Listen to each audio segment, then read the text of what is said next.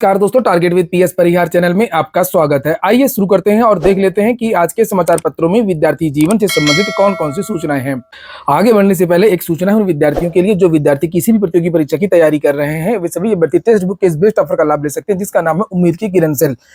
और यहाँ पर जो इन लोगों का ईयरली पास हुआ करता है उसकी कीमतें बहुत कम कर दी गई हैं। 499 वाला जो प्लान वो मात्र 307 में कर दिया गया है और जो स्पेशल ईयरली प्लान है यानी कि पास प्रो उसकी कीमत मात्र 439 रुपये कर दी गई है। टेक्स्ट बुक का जो ईयरली पास हुआ करता है उसमें आप लोगों को सभी भर्तियों के मॉक टेस्ट 1 साल के लिए मिलते हैं, चाहे आप SSC, UPSC, UPPSC, railway, police, किसी भी भर्ती की आप लोग तैयारी कर रहे हो, ये जो मॉक टेस्ट आपको मिल जाते हैं। इसमें भी अगर आप लोग परचेज करते समय एक कोड लगा देते हैं TWP तो आप लोगों को 12% की एक्स्ट्रा छूट भी मिल जाएगी।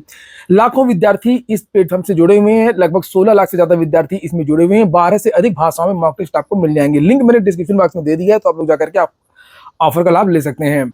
सबसे पहले सूचना है, अगले वर्ष चुनाव के पहले 10 लाख को नौकरी। मुख्यमंत्री, बिहार के मुख्यमंत्री ने यह घोषणा की।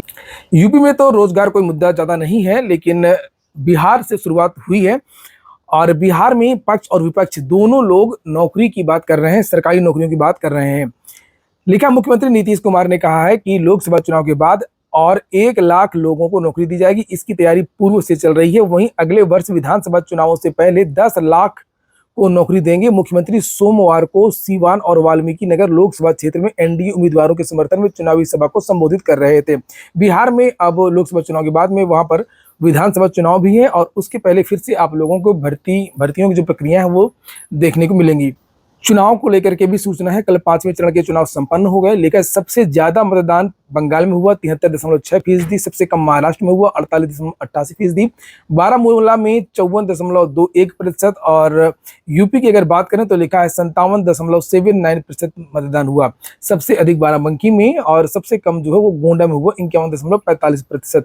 ईरान के राष्ट्रपति की जो मृत्यु हुई उसको लेकर के भी सूचना है और लिखा कि हेलीकॉप्टर हादसे में ईरान के राष्ट्रपति और विदेश मंत्री के निधन, 7 अन्य की मौत। खराब मौसम बना हादसे की वजह, 5 दिन के शोक की घोषणा। भारत में भी 1 दिन का राष्ट्रीय शोक होगा। अगली जो सूचना है वो डीएलएड की है। लिखा 77 निजी डीएलएड कॉलेजों में प्रवेश शून्य, किसी ने एडमिशन नहीं लिया। डीएलएड की 46,000 सीटें खाली रह गई हैं। आपको पता होगा कि उत्तर प्रदेश में लगभग 6 सालों से कोई भी प्राथमिक शिक्षक भर्ती नहीं आई है और प्राथमिक शिक्षक भर्ती के लिए डीएलएड अनिवार्य कोर्स होता है। क्योंकि शिक्षक भर्ती नहीं आ रही इसलिए विद्यार्थियों का इससे लगातार मुंह भंग हो रहा है। पिछली बार भी बहुत सारी जो सीटें हैं वो रिक्त रह गई थी और इस बार भी बहुत सारी जो सीट है वो रिक्त रह गई हैं। बहुत सारे ऐसे भी विद्यालय हैं जिन्होंने पहले ही मान्यता वापस कर दी थी और पहले ही पद इसके कम हो गए थे। लिखा, बेसिक स्कूलों में शिक्षक भर्ती के लिए अनिवार्य डिप्लोमा इन एलिमेंट्री एजुकेशन प्रशिक्षण के प्रति छात्राओं का रुझान भर्ती नहीं आने के कारण घट रहा है और इसका अनुमान इसी से लगता है कि जिला शिक्षा एवं प्रशिक्षण संस्थान डायट सहित निजी संस्थानों में प्रवेश लेने की अनुमति के बावजूद सीटें खाली रह गई। इतना ही नहीं, प्रदेश में 77 ऐसे निजी संस्थान हैं जिनमें कोई प्रवेश नहीं हुआ है और अन्य प्रशिक्षण संस्थानों की सीटें मिलाकर के 46,041 सीटें खाली रह गई। और वास्तव में जिसके पास 10 साल 5 साल का धैर्य हो बड़ा, वही शिक्षक भर्ती की तैयारी करे, खासतौर से बेसिक की। हालांकि टीजीटी पीजीटी का भी यही हाल है, 5 साल 6 साल बाद ही एक भर्ती कंप्लीट हो पाती है, लेकिन बेसिक में खासतौर से ऐसा होता है कि 8 साल 10 साल बाद ही बड़ी भर्ती देखने को मिलती है। जैसे एक भर्ती 2011 में 72,000 की आई थी, उसके बाद में जो बड़ी भर्ती की अगर हम लोग बात करें तो सीधे 2018 में आई 68,500 और 69,000। तो अगर विद्यार्थी किसी कारणवश एक भर्ती में चूक गया तो अगली भर्ती फिर से 10 साल बाद आएगी, तो यानी कि लगभग 20 साल का अंतर हो जाएगा और विद्यार्थी ओवर एज हो जाएंगे। तो ये विद्यार्थी सोच समझ लें कि हाँ भाई, प्राइमरी में वैकेंसी तो आती है, बड़ी वैकेंसी आती है, लेकिन वो आती है 10 साल बाद, 20 साल बाद। ये भी एक कारण है चूंकि नियमित भर्ती नहीं आती है। अगर नियमित भर्तियां आए 10,000, 15,000, 20,000 की प्रतिवर्ष भर्तियां आए, जिस तरीके से अन्य विभागों में भर्तियां होती हैं, तो ये जितने भी कोर्स हैं वो उनकी जो सीटें हैं वो रिक्त नहीं रह पाएंगी। इसको लेकर के अन्य समाचार पत्रों में भी जानकारी दी गई है। यहां पर लिखा, डीएलएड संस्थान में कुल मिलाकर के 2,28,200 सीटें हैं। इस तरीके से कुल 3,112 संस्थानों की 2,48,800 सीटों पर प्रवेश के लिए उत्तर प्रदेश परीक्षा नियामक प्राधिकारी PNP सचिव अनिल भूषण चतुर्वेदी ने ऑनलाइन आवेदन मांगे थे और यही सब बातें यहाँ पर लिखी हैं। और नीचे लिखा है यहाँ पर कि 46,041 जो सीटें हैं वो खाली रह गई हैं। अगली सूचना अखिलेश यादव की एक बयान की है जिसमें इन्होंने फिर से दोहराया है कि अग्निवीर योजना को खत्म करेंगे, 30 लाख को सरकारी नौकरियां देंगे। एसएससी की भी सूचना है। लिखा, पद बढ़े तो CHSL में बढ़ गई अभ्यर्थियों की संख्या। यहाँ पर बताया भी गया है कि इस बार कितने छात्रों ने CHSL में आवेदन किया है। बहुत ज्यादा पद नहीं बढ़े हैं, 3712 पद ही हुए हैं। पिछली बार की तुलना में चूंकि थोड़ा सा पद ज्यादा है, पिछली बार 1762 पदों पर भर्ती आई थी, तो 32 लाख विद्यार्थियों ने आवेदन किया था, और इस बार 3712 पद हैं, तो इस बार जो आवेदन करने वाले हैं वो 34,55,000 है।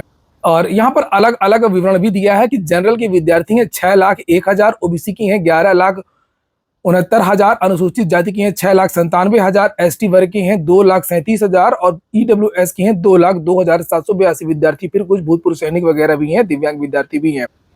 नीट पेपर लीक को लेकर के भी सूचना है, लिखा है बिहार आने पर लीक हुआ था प्रश्न पत्र, गुजरात से बिहार तक के लिंक के बारे में पूछताछ हुई है। मेडिकल संयुक्त प्रवेश परीक्षा नीट पेपर लीक मामले में ईओयू द्वारा रिमांड पर लिए गए 12 आरोपितों को पूछताछ के बाद सोमवार को जेल भेज दिया गया।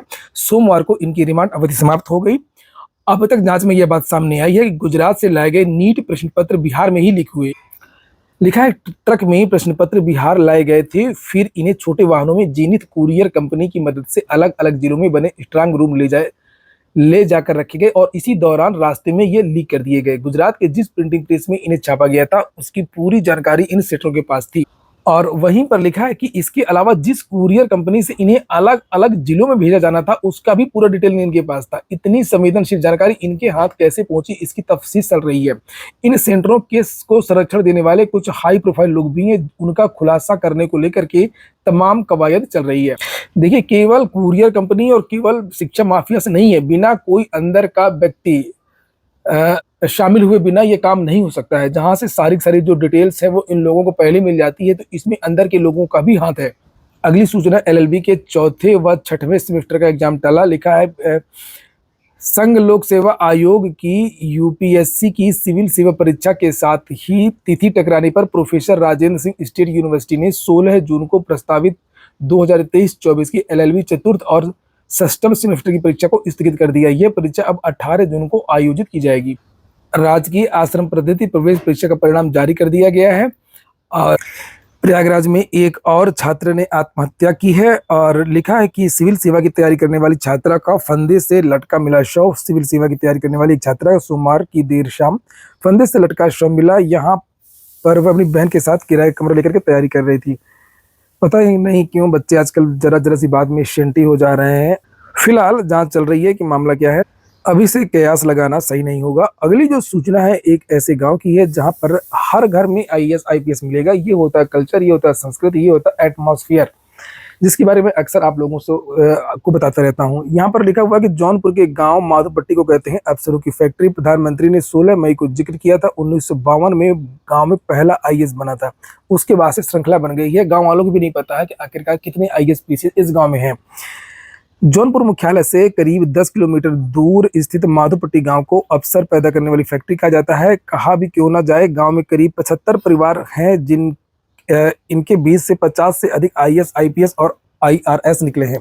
देश के अलग अलग राज्यों में तैनात हैं। गांव में मिले प्रणव सिंह एक कहावत कहते हैं कि अदब से यहाँ सचमुच विराजती है वीणा वादनी, यानी माँ सरस्वती का वास इस गाँव में है। तो यहाँ पर इस गांव की चर्चा अक्सर होती रहती है। कोई भी आसपास नाम लेता है माधोपट्टी का तो सब यही कहते हैं अच्छा वो आईएएस वाला गांव। और आप लोगों ने भी देखा होगा कि अक्सर ऐसा होता है कि एक ही घर में भाई भाई आईएएस हो जाते हैं, या बहन बहन हो जाती हैं, या जितने भाई होते हैं 4-4 भाई 4-4 बहनें लगातार आईएएस आईपीएस निकल जाती हैं। तो वो एक कल्चर होता है, एक घर का एक माहौल होता है, और जो कि सबसे ज्यादा जरूरी होता है। विद्यार्थी भी याद रखें कि जब वो तैयारी करते हैं तो ऐसे माहौल के बीच में रहें तो ज़्यादा बेहतर है, या ऐसे दोस्त बनाएं, ऐसे सीनियर्स का साथ लें जो सकारात्मक सोच रखते हों और जिस चीज़ की आप तैयारी कर रहे हों उसी से संबंधित हों। आज के वीडियो में इतना ही। पूरा वीडियो सुनने के लिए बहुत बहुत धन्यवाद।